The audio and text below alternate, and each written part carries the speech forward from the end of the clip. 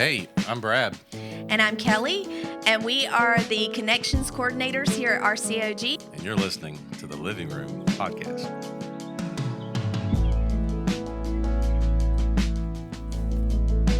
This is a podcast about the stories and testimonies of people in our church. We hope you enjoy.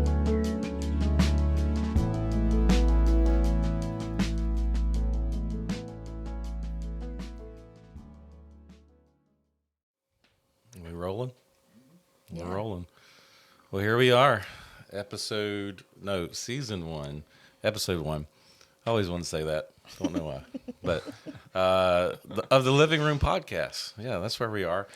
Well, welcome to the Living Room Podcast. Yeah, see, we're already working on it, but we're going to get it. Then maybe start over. No, we're good. This is real life. All right.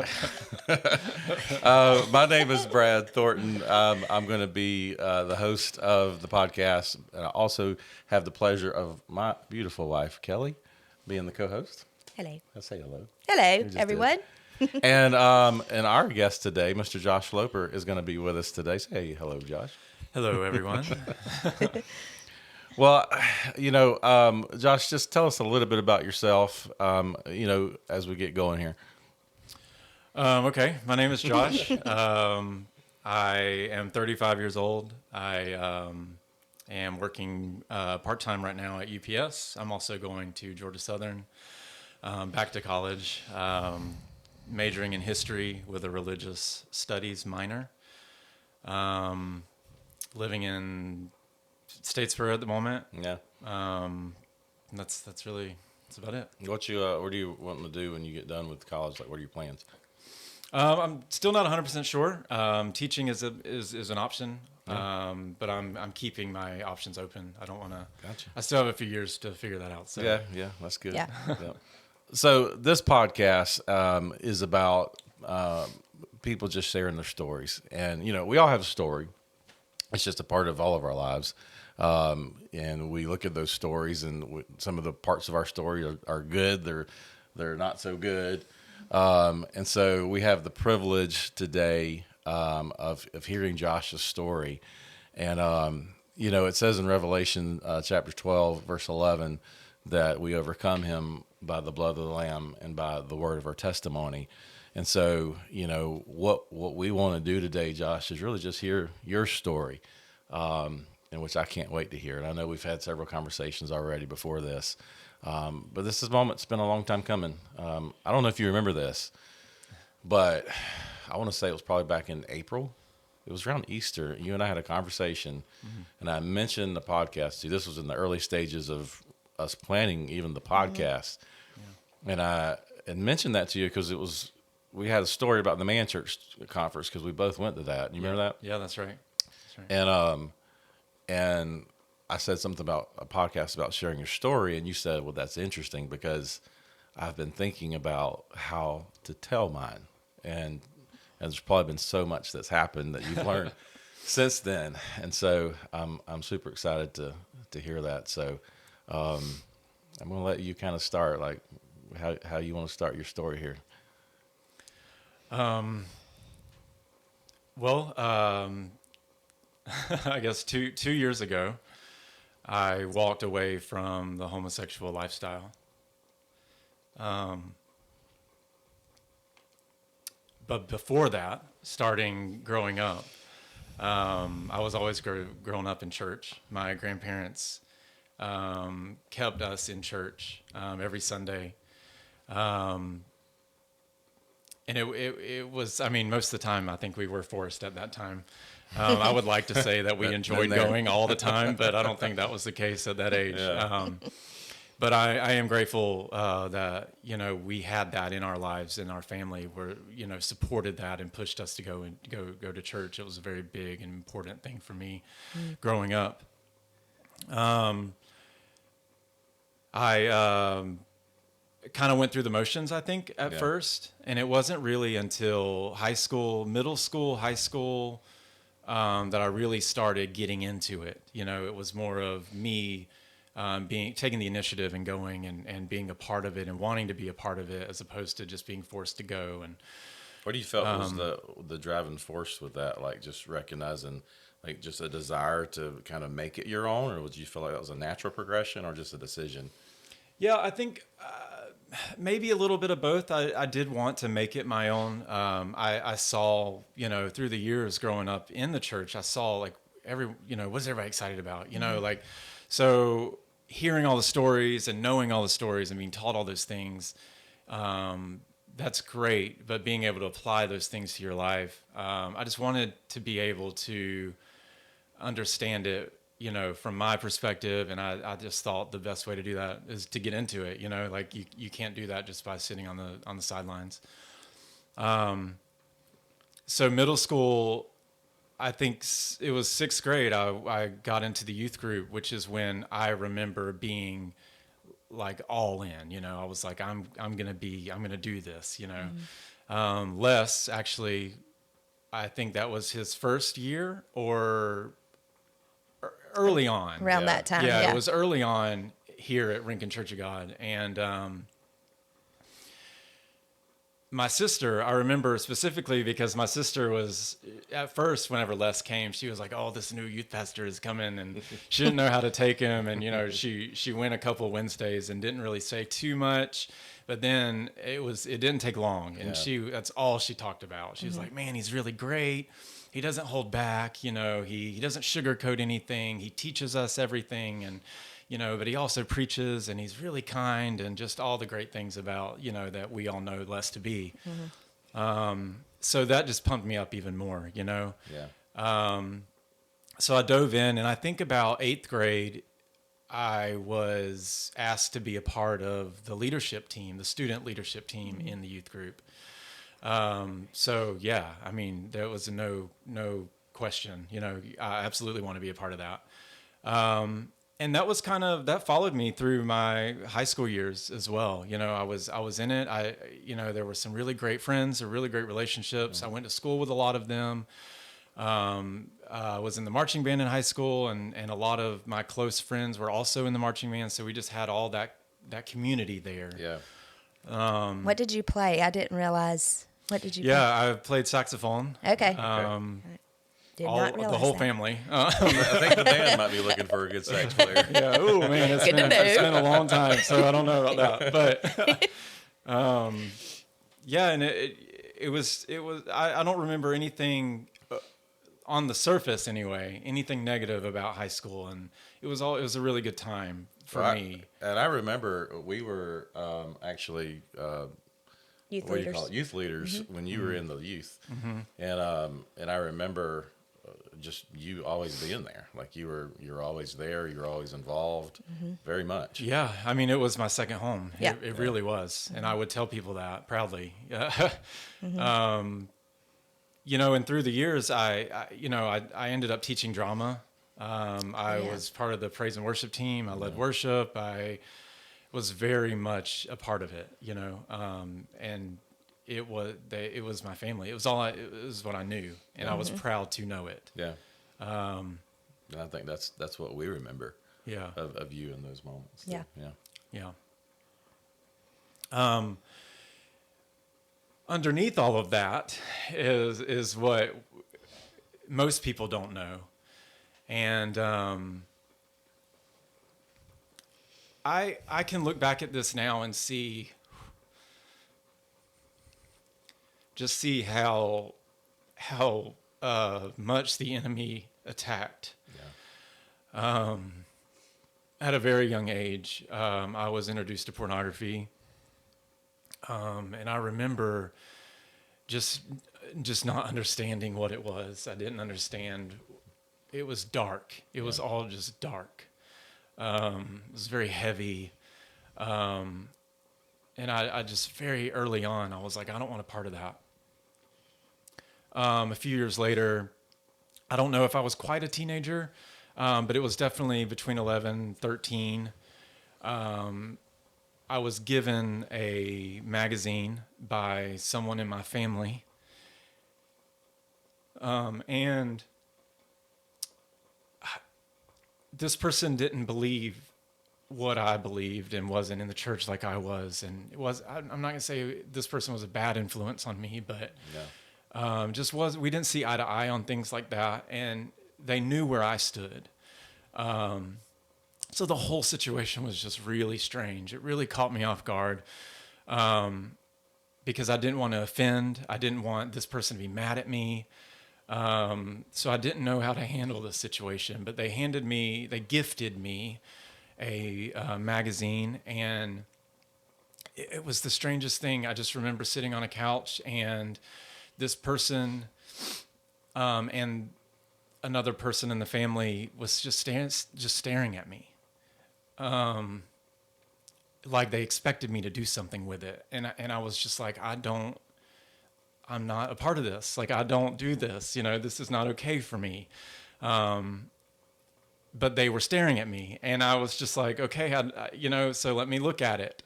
So I looked at it, I opened it up, and I just remember, obviously on top of being extremely uncomfortable, I was just like, the women in this magazine, I can't look at. This is not for me. I cannot do that. And so I remember shifting my focus to the men. And for some reason, it was like, okay, like I can handle that. That's safe. I'm a man. It's okay. Like guys see guys all the time. It's not like a big deal. And so that was kind of my justification for sitting in that moment. This is how I can get through this. Let me just focus on this part, and I'll be okay. How old were you when? Do you remember how old you were? I don't. It was like I said, like 11 or 13, between 11 and 13. So young. So I was young for young. sure. Yeah. But I knew at that point I knew what I was looking at. Yeah. So it was different Sure. from the first time I was exposed because I didn't know. But this time I knew what I was looking at. So I was definitely old enough to understand what was happening. It was just such an extremely awkward situation, especially for someone in my family to do that, and I know that this person, gosh, if they listen to this, like I know this person didn't mean to hurt me, or I know that they didn't understand what was happening. I know that, and I don't hold it against them in any way. But I've had a lot of time to think about all of this, and I really think that was a turning point for me with what I looked at and what seemed acceptable to me. Mm-hmm. So moving through high school, as I was a little older, and still going to church twice, sometimes 3 times a week, underneath all of that, I ended up developing an addiction to pornography. And it's one of those things where you just don't understand. It starts very small, and sin starts very small. Yeah. And it's not threatening. And it's like, oh, this happens. I just glanced at it. It's not a big deal. Oh, I just watched it for 5 minutes. It's not a big deal. 10 minutes, not a big deal. Whatever. I'll be fine, move on. And it builds and builds and builds until, you hit a point, where it's all you think about, and it consumes your mind. And that's kind of what was happening in this moment behind the scenes while I was in high school. I remember we had some accountability software back in the day. Yep. I don't know if that's acceptable anymore. I don't know how that works, but I think it's still out there. It seems kind of cringy to me at the moment. But I had a really good friend of mine, my best friend through high school, and he was my accountability partner. And I just remember him. I feel so horrible about these moments because I remember he came up to me at 2 points. Through high school, and he was like, man, I saw that you fell a couple of times, or you gave in a couple of times. And he was like, but the weird thing is that it was just, it wasn't what you were looking at. It was, it was guys. It wasn't girls. And I just remember being terrified. I was just completely like mortified. I was not ready to accept that. I was not ready. I didn't understand it. Because in the, in the private moments, in the dark, there was a moment where it shifted. It shifted from me looking at, men and women to only focusing on the men, and then shifting to that side. And it, again, I did not think it was a big deal. I thought, it's just a phase. It's just a phase that I'm going through. I know I'm not this way. I know God didn't create me this way. But also there was just that side that was just like, but I'm reacting to this. I like this. And a large part of it is like, I want this. Like I feel good because of this. And, I just did not know how to understand and how to process those feelings. And you weren't really talking to anyone about it. It sounds like that was completely you alone, correct? Yeah, the only time someone else was involved was my friend at the time, who approached me and was like, and you tell yourself everything. You make every excuse in the book. It was a virus, or it was a pop-up, or whatever it is, and that's exactly what I did. And I think he was fine the first time. The second time, I don't think he believed me. But yeah, at the same time, like, times have changed so much now. When I was in high school, I graduated in 2007. So, 2000s, early 2000s, like nobody talked about this. Right. Yeah. This was not easy to talk about. It was scary. There were so many people who didn't understand it. No, and it's such like what the enemy does too. Like there's this level of first guilt, I think, that we justify, and this sounds like that's a little bit what you're doing. And then comes this shame, and that drives us, I think, into darkness. And we linger there, and we justify there, and like what Kelly said, like, and we don't talk about it. We don't know how to talk about it. We're embarrassed to talk about it. And then you look up down the road, and you're like, how did I get here? Yeah, absolutely. Yep. Yeah, and and then you don't know how to talk about it, but you also, for me to talk to someone about it, would admit to myself that this is who I am. Why was that hard? Why do you think that was hard? I honestly, I think, it goes back to being raised in the church and knowing who I am in Christ, and having that relationship with God, knowing that this is not who I am, but having the struggle. And for me, again, as active as I was in the church, I was what I considered a respectable role in the youth group as part of the leadership. I knew everybody knew me. I was on the stage a good bit, doing drama and singing and leading worship even. And like, to admit that, to go to someone and be like, man, what a failure that would feel like, and so I think a lot of it was, I couldn't admit it to myself, but also it was like, man, I can't, these people who respect me and love me so much and have, Les and Tressa have poured so much into me all through those years. Like, what a letdown and what a disappointment I would be to go and say, this is happening, and the fear of that, I don't want to say judgment, but the fear of that, the possibility of what that might produce overwhelmed me. And it was more important to me to hold that intact than it was to go and seek help. Sure. Yeah.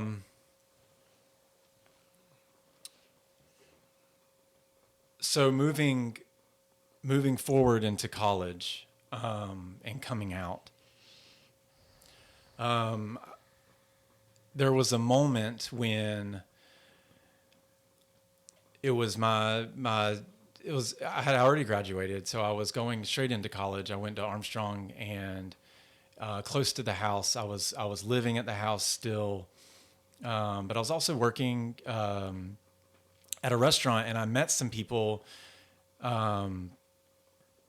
in the restaurant. My manager was a gay man, and then I was also working with a gay guy as a server, and I developed this really good relationship with my manager, and this is when a lot of when I look back at it, I can see it through high school too, but mainly in this time of my life out of high school, my manager would always come up to me and he would be like, when are you just going to come out already? Like, when are you going to, tell us that you're gay? When are you going to, drop your girlfriend and, drop the act and be who you really are? And I think back on that moment and that friendship, and I can also see and recognize that happened through high school too. When I said that I feel like the enemy really attacked me, like I remember specific people, I could name them, who came up to me in high school and they offered me, like, let's go hang out at the house or whatever, and they would offer me these opportunities, and then they would do the same thing. They would say, well, we know who you really are. Like, why don't you just come out already? And why don't you, accept it? And, it's okay. Like, and I look back on that and I just think, man, how hard the enemy really does, just because he knew that was an insecurity of mine. He knew that I was dealing with that, and it just was over and over and over. And, in those moments, it was like, whatever. It was a joke. I know I'm not going to listen to that. But man, once people start telling you that over and over and over again, like, even if you don't want to start believing it, like, it just gets in there, it gets in your mind. It gets, and especially with what I was doing behind the scenes, and feeding that side, it was just growing underneath. And I'm still under the impression that this is just a phase and I'm going to grow out of it. Too much time on my hands, whatever, the excuse is. Kind of like a body of water that's being fed by a stream with no outlet, and it just keeps getting fuller and fuller and fuller and fuller until there's going to be a burst at some point. That sounds a lot like what you're saying, like because you had no outlet. Right. Sounds like. And then I think a lot of us do that, like, out of that guilt and the shame. There's no outlet. I'm not going to share it. I'm not going to tell anyone. And, and it sounds like, looking back, that's real easy to see looking back, but very difficult to notice in the moment. Yeah, for sure. Would you say that it's true that avoiding something isn't really necessarily avoiding it? If that makes sense as a question, like. Yeah, like, because you're saying, like, you kind of laughed it off, or kind of it's just a phase or whatever. I mean, would you say that's and not confronting it head on is not always the best way to go about it, and ignoring it, like, is not. Yeah. And I think that is just such a good lesson in dealing with any sin really, but addiction for sure, because it's, like I've said, like I just, when I was in that moment, I really did not see this as such a big deal as it was, so that prevented me from going at it head on. Right. But also I was scared. Absolutely. Yeah. And you're right. I didn't, by not confronting it, I just kept telling myself that it'll go away. And it'll pass. You were I mean, when I say you were a child, I mean, yes, you were a youth, but you were still a child. So, I mean, we're looking at it through adult eyes as well. But I think adults do that as well, is I guess my point to that, like, to say, okay, we all do that. Like, it's not that big a deal. I'll, and then really it is something to deal with. Anyway. Well, and then, before you know it, it's all you can think about. It takes over. Yeah. Which I don't think it really got there for me until I came out. And I think that's why I look back at the progression and I see, because so many people around me, even family, it seemed to them that it happened overnight. And I think that's exactly what it was, just boiling. Yeah. And the lid finally came off, and I felt free. So what happened? But what happened next? And in the college. So you're in college at this point. So yeah, I'm in college. I'm working in that environment with those guys, and I met a guy in my biology class, and I was interested in him. I said, and this was not the first guy that I felt attracted to, but it was attainable. It was the first time I looked at it and said, I can pursue that. And that is exactly what happened. I think I was, the lid came off of the pot, the boiling water, and I was like, I was tired of fighting it back. And I think with all those comments of people telling me who I was, I think I just got tired of fighting it. So when the opportunity finally presented itself outside of my private life, it almost seems like I had this internal struggle for so long. And when I was confronted with it outside of myself, it was like, it was an addiction of its own. It was like, wow, I can merge the two together, finally. And it was such a burden that was lifted off of me. I felt, like I said, I felt free. I felt like everything that I'd been fighting back, everything that I felt and I believed to be true about me was coming out onto the surface. And there was no turning back in my mind. There was no turning back. So when you made that decision, you came out, what happened with the part of Josh that was, I'm just curious, like in your thought process and how you were thinking through it, the way that you were raised, being in church, the things that you knew, what did you do with that? What did you... Yeah, that's a great question. I think instead of me pushing the same-sex attraction desires back, they switched places. My spiritual life switched places with my desires, my sinful desires. And I ended up starting to push my spiritual life and my relationship with God back, while my fleshly desires pushed forward. And I think I justified it in a way that was like, I've given God a chance. I've given this relationship with God a chance for so many years. I've seen what that is. I've seen what I got out of that. Let me see where this goes. Let me see if there's another way. Because, there's amazing things about being raised in the church, but there are also negative things about being raised in the church. And that is that you are very sheltered. Mm-hmm. And I did feel very sheltered in a lot of ways. And I think that was where it came down to, like, well, let's see what else is out there. This is one way to look at it, that it's a sin and it's not acceptable, but here's another way. And by the way, like a lot of people around me who are accepting me this way. So let me see what that's like and let me pursue it. Would you say, something that you just said made me think of the way you said there's a lot of things about the church that keeps you sheltered. And I mean, we grew up in the church, and I would say so, absolutely. Yeah. Like, it's almost, and you've kind of used the word darkness here, and,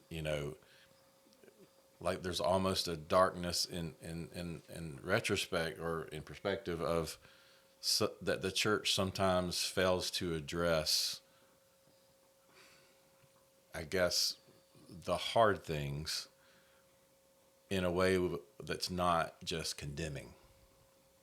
Yeah. Did you experience that, or was that something that, when you look back, you're like, man, I wish we would have talked about this more. If there was an outlet to discuss this and talk about that. Have you thought about that at all? Or Yeah, I mean, of course I have. I just think that, again, I always go back to, this was such a different time. So much has changed in 15, point, yeah. 18 years, like it's common to hear someone behind the pulpit talk about same-sex attraction now. yeah.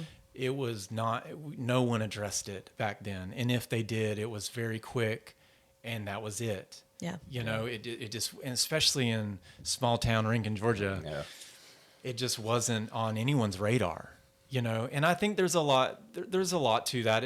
I think there wasn't a lot of education either. I don't know, like, not only for my side, but for the pastor's side and the leadership's side. I don't know if they necessarily knew how to address this situation. Absolutely. Yeah. Because it didn't happen often. When it did, it was quieted. Yeah. And so it was just a very difficult situation. It's very different now, which I'm really grateful that it's how it is now. For me to sit here and be able to share my story and share struggles that I went with this is such a big step in progress from where we were.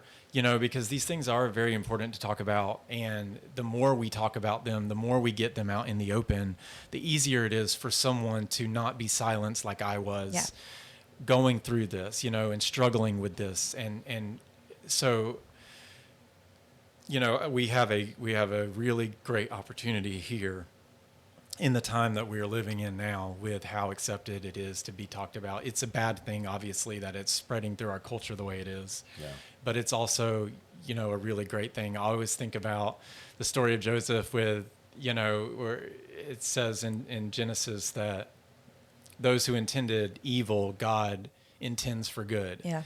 And this evil, woke agenda, gay agenda, 15 years ago that started, probably even longer, is intended for evil, but God is going to use it for good. Yeah. And so we have such a big opportunity right now to talk about these things and get them out in the open. And I'm so grateful for that, and to be able to do that. Yeah. And I know this is, our previous conversation, I know this was difficult for you. This wasn't like one of those things where you flippantly like, yeah, let's do it, that sort of thing. Like because I think, we'll talk in a little bit, about the in between, of coming home and then where you are now. But it's been difficult for you, and I have to applaud you for having the courage and the boldness, and I truly believe the Lord will honor that in you, because it's a bold thing to do. Thank you. And it is definitely something that you, I knew, I'm sure we'll get into this, but I knew coming back 2 years ago, there's a reason. And I have work to do. And I know I've felt that very early on in my heart and my spirit. And so a lot of that confidence comes from that, but also, with that confidence comes so much, so many nerves. It's one thing to say, I'm gonna go speak on this, but it's another thing to do it. Yep. And so thank you for the opportunity to do that, because it was just funny when you think about how many things have come together to get to this point. Like things that none of us saw coming. And some people would look at it and think this is a very minor thing. Anybody can put together a podcast, or anybody can, find somebody with a story. But in this moment, like, and you know more than anybody, like the things that have come together to get to this point. And that's got to be like encouraging to your faith and to your spirit, because of what the Lord's doing in you. Yeah. I mean, and just in the past 2 years, we can fill a book with things that God has shown me, and I'm so blessed and grateful for all those things. So there's a book coming. Oh my goodness! Well, let me ask you this: with the college aspect of college life. I know there's a moment that leads on into adulthood. Was there anything else in college and sort of that era that you can kind of point to and look at as like, you know, I guess things that you look at and go, yeah, I learned something from that, or I look at that and. Yeah. So I'm going to fast forward a little bit to living in Savannah. I moved downtown maybe a year or so after I came out, and I stayed there for a while. Like that was the bulk of maybe 12 years, 8 or 12 years. I didn't realize it was that long. Yeah. I mean, I knew it was long, but I didn't realize it was 12 Yeah, I years. didn't either. Yeah. Yeah. So through all of this and looking back at it, I developed a pattern. It was work life, and I would start from the bottom. I worked in the restaurant, was a bartender, manager, all of it. I worked from the bottom at this brewery downtown, and I worked my way all the way up to manager. I worked there for 4 or 5 years, and then after that, I went to another bar, and I worked my way up again and ended up running the place. And then same with my relationships. I ended up dating 4 people in that time, and all of the relationships looked the same. They were really great out the gates. One of them lasted longer than the others, but all of them lasted around 2 years. The other one lasted about 4-ish, maybe 5 years. But there was just a very cyclical nature to everything in that time of my life. Looking back, I can see like it was like I was searching for something. I would work my way up in my job, and I would be very content until I wasn't. And then it just wasn't enough. So I had to go somewhere else and work my way up from the bottom, earn that respect, earn that responsibility, do it for a little while, and then I would get complacent, get bored, and look for something else. And the same exact thing happened through my relationships. It was very, very great, very exciting, you know, and then it wasn't. And then it ended in, every single one has ended in, you know, insecurity, drinking too much, arguments, just instability, really. And when I look back on those moments, I think, you know, because I think to myself, like, why didn't I leave then when I saw that pattern? And because I was aware enough in that moment to see what, you know, if I stood back, like, especially towards the end of my time in Savannah, I could see that this just wasn't working. There were things, and you know, I would question, like, I'm doing everything I know to do. I'm doing everything right. Like, why does it not seem to be lining up? And when it does line up, it never lasts. So what is the missing piece? So especially with me being raised in the church, I wonder, like, why didn't I leave? Why? My family was right down the road. Like, why did I not just retreat, come back, regroup? But there's something so strong about that community that I think is important to point out. And you know, remember, like, I've been in this area for 8, 10, 12 years. So those relationships, those friendships, those connections, my work connections, I knew everybody in Savannah, in the bar scene, in the restaurant scene. I could walk next door any day I wanted and ask for a job, and I could get it because everybody knows everybody, you know, and that's exactly how the community is too. The gay community is there, and everywhere, really. You are a part of something, and it sucks you in, and it's your, you know, I mentioned, you know, when sin always starts out really small, and then before you know it, it becomes your identity. And for me, it became my identity. And that community is it. It's extremely sexually charged, sexually driven. So everything and every way people knew me was from that. Yeah. So, I look back and I think, well, why didn't I just leave? It wasn't even an option to leave. It wasn't even on the radar for me to. Was it like your option, or it just was like kind of like what made it seem like that? I think in general, just once you accept that, once you admit that to yourself, that this is who I am, for you to admit that that isn't how you are, especially 8, 10, 12 years down the road, well, you would have to admit that everything was a lie, that you have built everything on essentially nothing. Like you're betraying yourself? Absolutely. Yeah. And call that stubbornness or pride, which, funny enough, that community is based on pride. Right.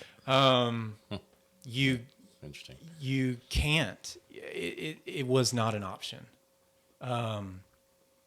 So in those years, I pushed back. I had thought. I went back home once and I couldn't stay. I didn't last a night. It was the most painful thing I've ever experienced in my life. I could not stop crying. I think I was yelling at one point. It felt like everything inside of me is being ripped out of my body. It was the most excruciating pain I've ever experienced. That was a couple of years after I came out, where things weren't going very well in my relationship at the time.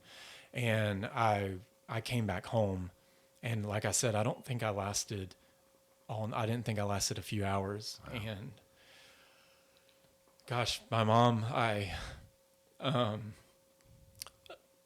just remember walking out the front door, and she was sitting at the table at the front door, and she just looked at me. I grabbed all my things. I tried to go to sleep, and I couldn't for the night. And I just grabbed all my things, and she looked at me, and she was either crying or had been crying, and I just remember thinking, I can't do this. And I walked out the door, and when that door shut, there was just a finality about it.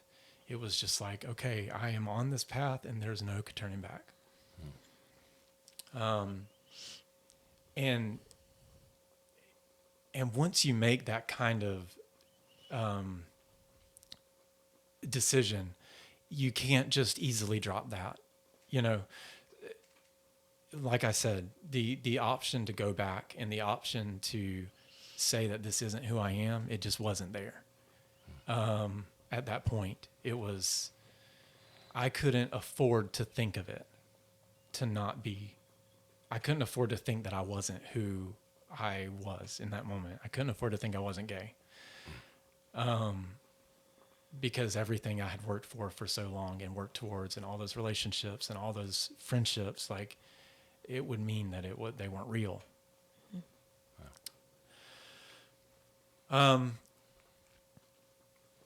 Eventually, I got to a point where I was extremely depressed in Savannah.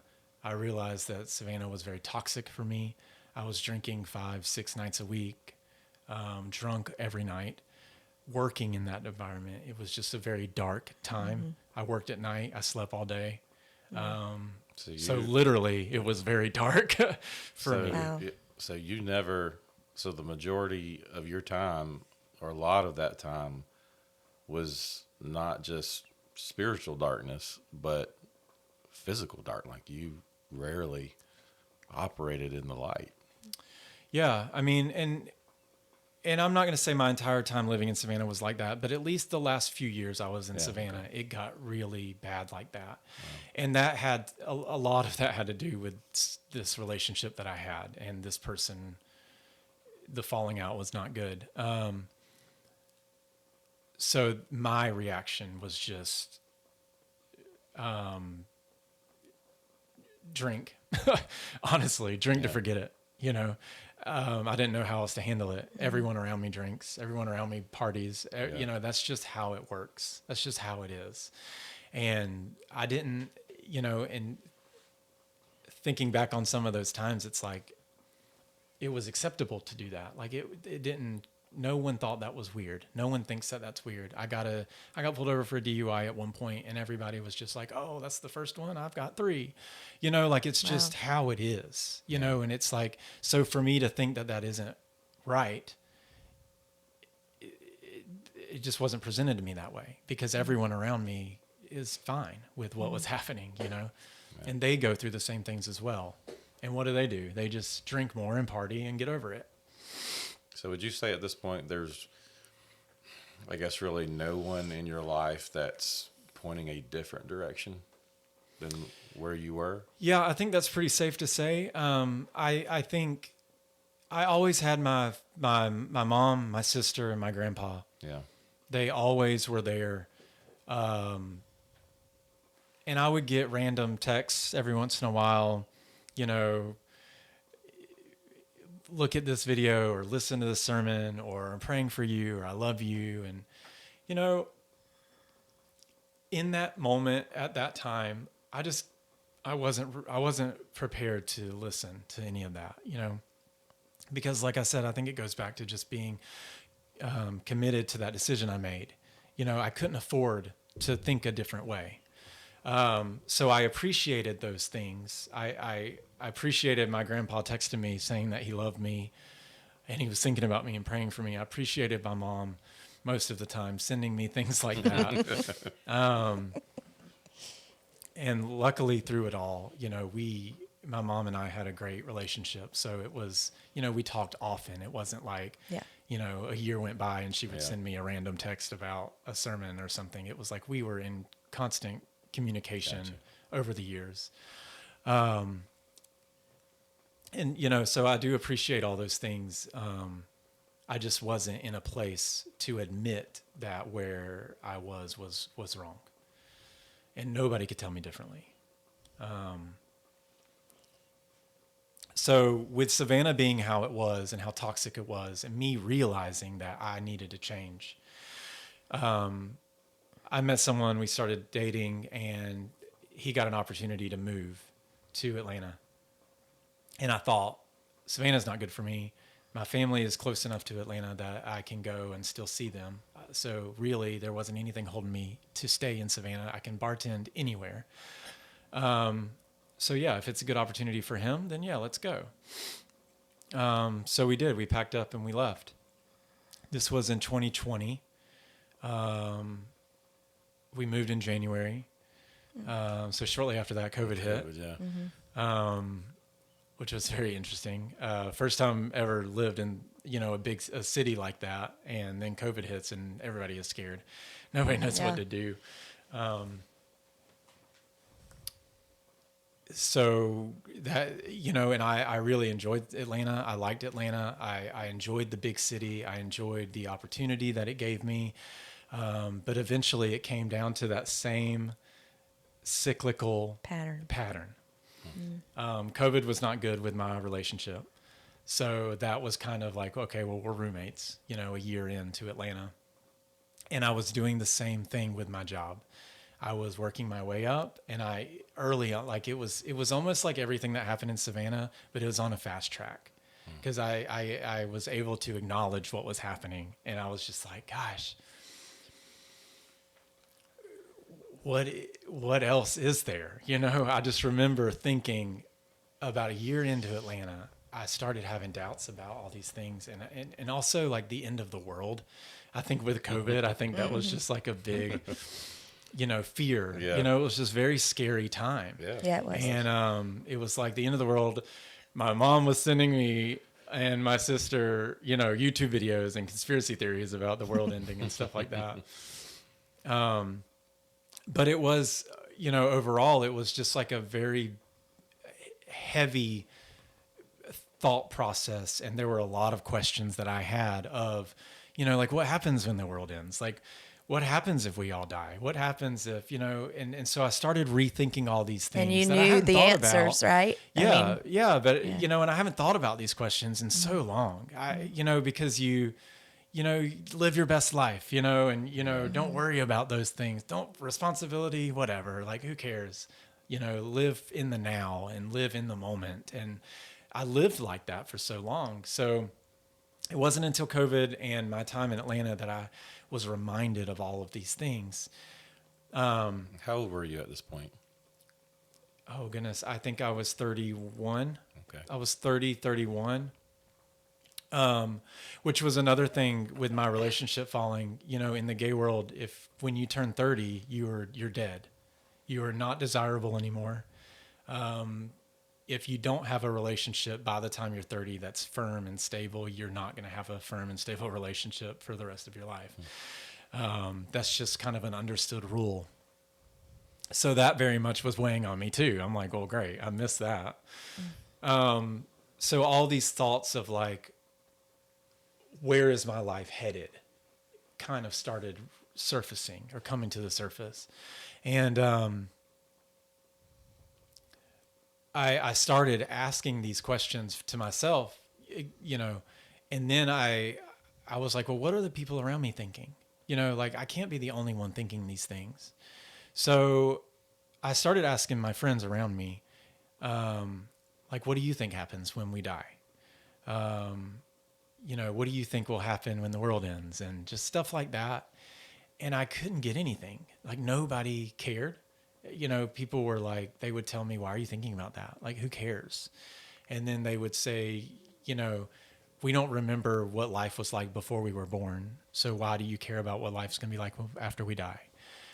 So like these things and these answers. And I'm just thinking like, that's not good enough. That's not good enough for me.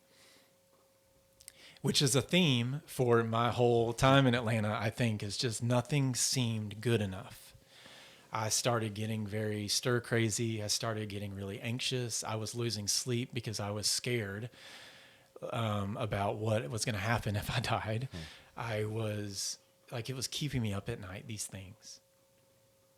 But again, there was that thing of I cannot come to terms with me not being the way I am. So these questions were coming up, but I was still very firm in I am committed to this lifestyle. So I had to figure out a way to make myself happy within those bounds because I couldn't admit that there was another way. So I ended up meeting someone else, and because, I'm over 30, my thought going into this relationship is this guy is going to be the one. I have to make this work. And you can look back on this and see we broke up 4 times, but still moved in together after we broke up 4 times. It was very on and off. It was very... gosh, I don't want to hurt this person's feelings if they ever hear this, but it was very toxic. It was very chaotic, but we love each other so much. And I still have so much love for this person. It was so hard, but I wanted to make it work so bad. Almost to the point where I look back and I'm like, gosh, I just seem so desperate sometimes to make this work and to make this fit. So I met, this guy, we had this relationship. There was a turning point in Atlanta with all these things happening. And July 4th was a big date for me, 2021. Him and I decided to go to Savannah for the weekend and celebrate 4th of July. He had never really been to Savannah. He'd been to Tybee and like stuff like that. So I was like, well, let me show you around Savannah. My old stomping grounds, let me show you some friends and introduce you to some friends and hang out. And we planned this trip this weekend. My mom and my sister, we share our location with each other. So I knew my mom would know where I was. I knew my mom would know that I was coming to Savannah. So I was like, there are a couple things I can do about this. I can go about this and not tell her that I'm coming, and her be very angry with me because I haven't seen her in a while at this point. No. Or I can tell her what's happening and offer her, make her the offer to if I can come and see her. Normally that wouldn't be a big deal, but my boyfriend was with me. So I decided to tell her beforehand. I sent her a text. I don't think I called her. I think I texted her and was like, hey, I think I may have even said, I don't know the best way to say this, but I'm coming to Savannah for the weekend. I just don't want you to see where I am and get hurt because I haven't told you, but we're passing back through on Sunday, I think it was, and I would love to come and see you. But just so you know, I won't be alone.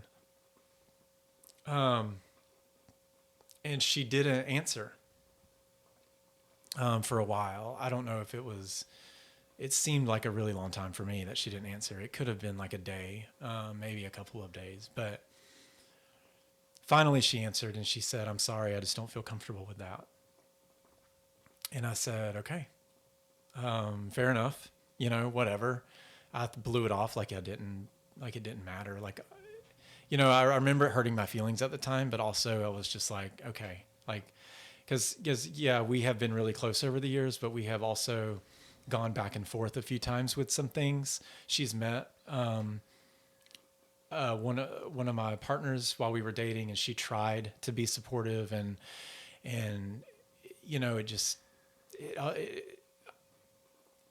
I appreciated those moments, but I also could see a struggle within her. Yeah.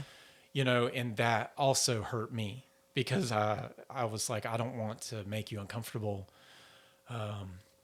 So all of that, and we've gone back and forth in the past. So I just wanted to make sure that she was aware of what was happening, and I didn't want her feelings to be hurt if she saw me that I was there and didn't come and see her.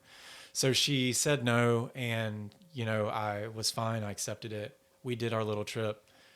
And then came back, and I don't know. I don't think it was a conscious effort for me not to reach out to her and speak, but there was definitely a change. There was definitely a silence there. And maybe it was me not wanting, scared of how to bring it up. And how to address it. I didn't want to tell her that I was angry or that it bothered me because I wanted to be strong and, make her think that I didn't care for some reason. I'm not sure, but I had a hard time reaching out to her. So we didn't speak for a couple of months. That was July, August, September, October. So about 3 months later, she finally reached out to me and she said, hey, I'm going to be in Atlanta. I think she was travel nursing at that time, and she was working in Macon. She was like, I'm going to be in Macon. I would love to come and see you and have lunch with you. Are you open to doing that? She was very gentle. Mm-hmm. That's the best way to. She was just very gentle, and there was something different about it because we haven't talked in a while. I missed her like crazy. She hurt my feelings, so I wanted to tell her that she hurt my feelings. And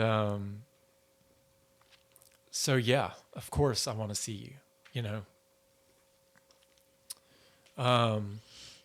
So we meet and we sit down at a barbecue restaurant where close to where I was working out at the time, and we sat down, and she just wanted to ask questions. She was just very curious where my head was, where my heart was about where I was in life. We talked about small things, like how's work going and stuff like that, but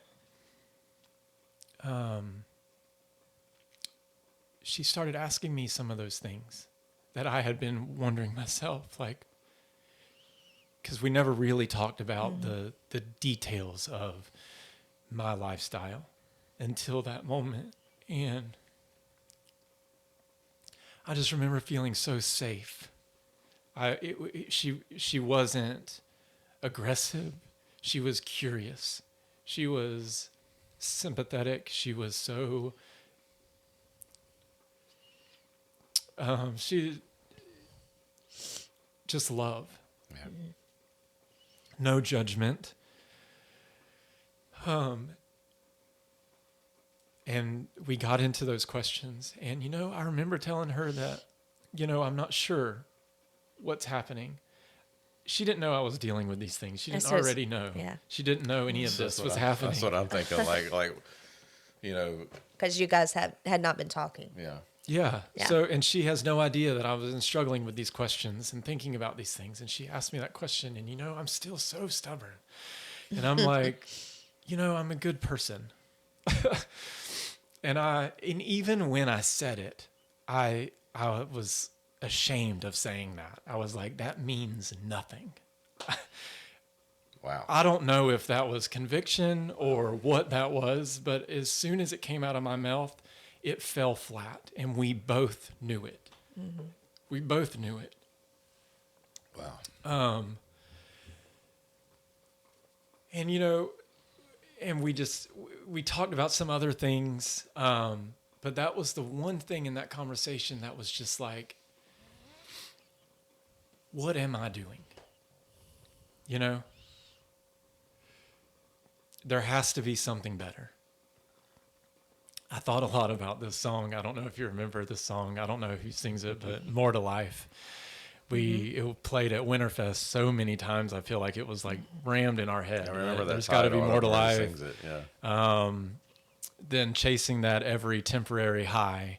There's got to be more to life. And like, I had never thought about that song in so long. And that song popped in my head in that moment, not in that moment, but in that time in Atlanta. Yeah. And it's just like all these different things coming at me. God is so patient.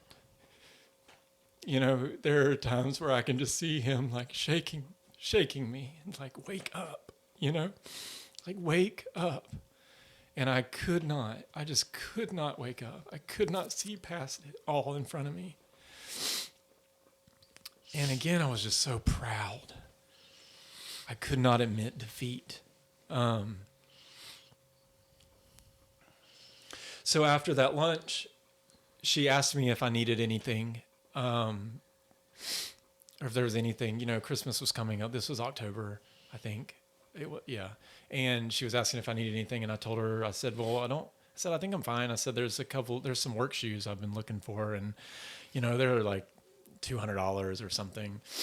And I just didn't feel like I wanted them, but I didn't feel like I needed them. So I didn't buy them, whatever. And she was like, oh, well, send me the information and I'll buy them for you and send them to you. And I was like, okay. I said, thank you.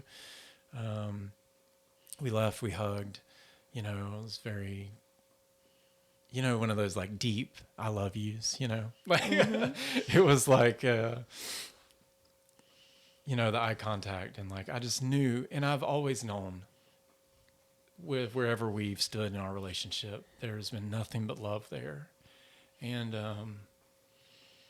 it was just so strong that day, so strong. Maybe it's because that's what I needed so much, Hey, thanks for listening to part 1 of our conversation with Josh. In an effort to make the story a little easier to digest, we've split it up into parts. So please follow along for the rest of his story in the next episode.